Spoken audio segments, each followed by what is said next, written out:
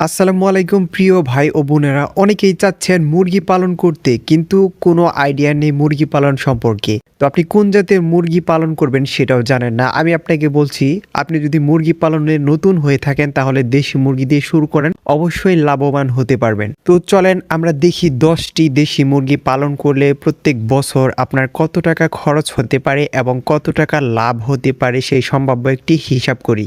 দেশি মুরগি পালন করলে আপনার 5 থেকে 6 মাস কিন্তু অপেক্ষা করতে হবে সেখান থেকে আয়ের উৎস বের করার জন্য। এজন্য ধৈর্য সহকারে দেশি মুরগি পালন করতে হবে। দেশি মুরগির জিরো বয়সের বাচ্চার দাম হয়ে থাকে 40 থেকে 60 টাকা পর্যন্ত। গড়ে আমি 50 টাকা পিস ধরলে 10টি বাচ্চার দাম আসে 500 টাকা। দেশি মুরগির বাচ্চা সাধারণত প্রথম সপ্তাহে খাবার খেয়ে থাকে 15 থেকে 20 গ্রাম পর্যন্ত। সেই ক্ষেত্রে আপনার 1 মাস বয়স পর্যন্ত দেশি মুরগিকে সোনালী স্টার্টার খাবার দিলে বাচ্চাগুলো তাড়াতাড়ি বড় হবে এবং রোগ প্রতিরোধ ক্ষমতা জন্মাবে। সেক্ষেত্রে আপনার 1 মাসে খাবার খরচ হবে প্রত্যেক মুরগি 750 গ্রাম করে খাবার খাবে, তাহলে 10টি মুরগি আপনার 1 মাসে 7.5 কেজি ফিড খাবে এবং পরের 1 মাস আপনাকে সোনালী গ্রোয়ার ফিড খাওয়াতে হবে। তাহলে কিন্তু আপনার মুরগিগুলো সবচেয়ে দ্রুত বড় হয়ে যাবে এবং কি আপনি 2 মাস বয়সের পর মুরগিগুলোকে ছেড়ে পালতে পারবেন। আপনি চাইলে প্রথম দিকেও কিন্তু ছেড়ে পালতে পারতেন, কিন্তু সেক্ষেত্রে আপনার রিস্ক হয়ে যেত, কারণ হচ্ছে এখানে আপনার শিয়াল, কুকুর বা হচ্ছে অন্যান্য জীবজন্তু কিন্তু এই মুরগিগুলোকে খুব সহজেই ধরতে পারতো। এজন্য 2 মাস বয়স পর্যন্ত আপনারা মুরগির বাচ্চাগুলোকে খাঁচায় লালন পালন করার চেষ্টা করবেন, তাহলে আপনার একটি বাচ্চা মারা যাবে না এবং কি আপনার ক্ষতি হবে না। এবং 1 থেকে 2 মাস বয়স পর্যন্ত আপনার মুরগিগুলো প্রায় 1 কেজি পরিমাণে খাবার খাবে। সেই ক্ষেত্রে হচ্ছে আপনার 10টি মুরগি 10 কেজি খাবার খাবে, অর্থাৎ আপনার 2 মাস বয়সে একটি মুরগি 1 কেজি 700 গ্রাম থেকে 2 কেজি পর্যন্ত খাবার খরচ হবে। এরপর কিন্তু আপনি মুক্তভাবে মুরগিগুলোকে লালন পালন করতে পারবেন। তাহলে প্রথম 2 মাসে কিন্তু আপনার মুরগির পেছনে খরচ বেশি হবে এবং যখন আপনি মুক্তভাবে মুরগিগুলোকে ছেড়ে লালন পালন করবেন তখন কিন্তু আপনার খাবার খরচটা একেবারেই কমে যাবে। অর্থাৎ আপনি ভাত, কুড়ো, ভুট্টো, গম ভাঙা, ভুট্টা ভাঙা, ভুসি এগুলো খাইয়ে কিন্তু আপনি লালন পালন করতে পারবেন। আর দেশি মুরগির একটা প্রাকৃতিক স্বভাব হচ্ছে এরা প্রকৃতি থেকেই প্রায় অর্ধেক খাবার সংগ্রহ করতে পারে। তাহলে যখন আপনি 2 মাস বয়সের পর মুক্তভাবে মুরগিগুলোকে লালন পালন করতে চান, সেই ক্ষেত্রে আপনার প্রত্যেক মাসে 1 কেজি পরিমাণের খাবার খরচ হবে, অর্থাৎ পরবর্তী 3 মাসে আপনার 3 কেজি পরিমাণে ফিড খাওয়াতে পারেন এবং অন্যান্য খাবার দিয়ে আপনার এটা কিন্তু খাবারের ঘাটতিটা পূরণ হয়ে যাবে। তাহলে ডিমে আসার আগ পর্যন্ত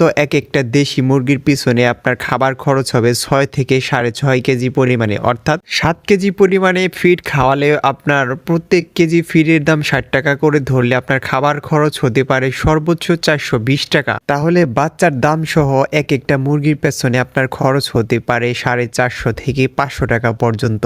যেহেতু আপনি 10টা মুরগি পালন করবেন সেই ক্ষেত্রে কিন্তু আপনার লিটার খরচ, কারেন্ট বিল বা অন্যান্য যে খরচগুলো আছে সেগুলো লাগবে না, আপনার ওষুধও লাগবে না, এটা আপনি প্রাকৃতিকভাবেই কিন্তু সারাতে পারবেন। অর্থাৎ হচ্ছে আপনার আদা, তারপর হচ্ছে হলুদ, এইগুলো খাওয়ালে কিন্তু মুরগির রোগ প্রতিরোধ ক্ষমতা বেড়ে যায় এবং যদি মুরগির কোনো সমস্যা থাকে তাহলে খুব সহজেই সেরে যায়। এই যে 6 মাস পালন করলেন এখানে কিন্তু আপনার কোনো প্রফিট হবে না। আপনি যদি এখন মুরগিগুলো বিক্রি করতে চান সেই ক্ষেত্রে আপনি 550 থেকে 600 টাকা পর্যন্ত বিক্রি করতে পারবেন। সেই ক্ষেত্রে কিন্তু আপনার 5 মাস পরিশ্রম করাটা বৃথা হয়ে যাবে। যেহেতু আমরা অনেক পরিশ্রম করে মুরগিগুলোকে লালন পালন করে ডিমে আসা পর্যন্ত নিয়ে আসতে পারছি, সেই জন্য হচ্ছে আমাদের কিন্তু মুরগিগুলো বিক্রি করার কোনো ইচ্ছাই থাকবে না। তো আমরা পরবর্তী যে 6 মাস আছে সেই 6 মাসের হিসাবটি করব যে আমরা বাৎসরিকভাবে কতটি ডিম পেতে পারি এবং কি সেখান থেকে কতগুলো বাচ্চা উৎপাদন করতে পারি এবং সেই বাচ্চাগুলো আমরা কিভাবে বাজারজাত করতে পারি। ডিমে আসা দেশি মুরগিকে যদি আপনি প্রত্যেক দিন 100 গ্রাম করে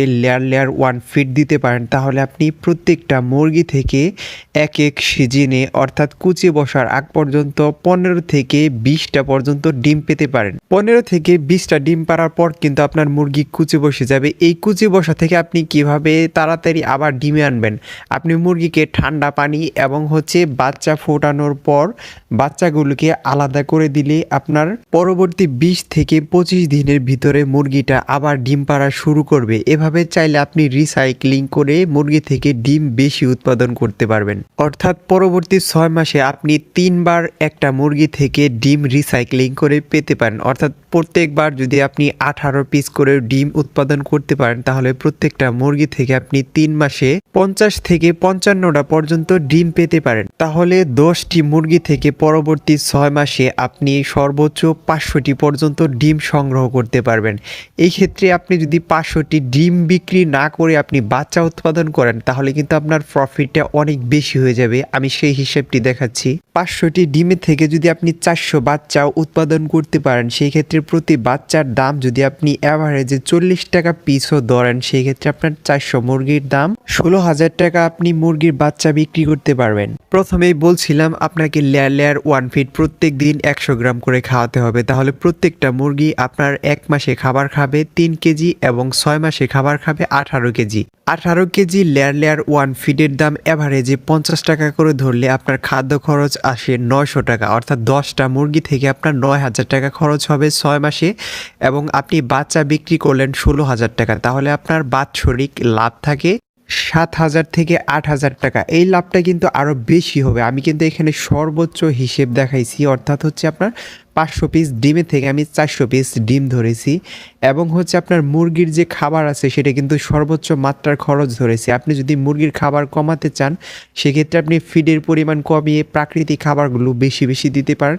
তাহলেই কিন্তু আপনার মুরগিগুলো সঠিক পরিমাণে ডিম দেবে এবং আপনি অধিক পরিমাণে লাভবান হতে পারবেন। তো ভিউয়ার্স, ভিডিওটি ভালো লাগলে দয়া করে চ্যানেলটি সাবস্ক্রাইব করবেন। ধন্যবাদ সবাইকে।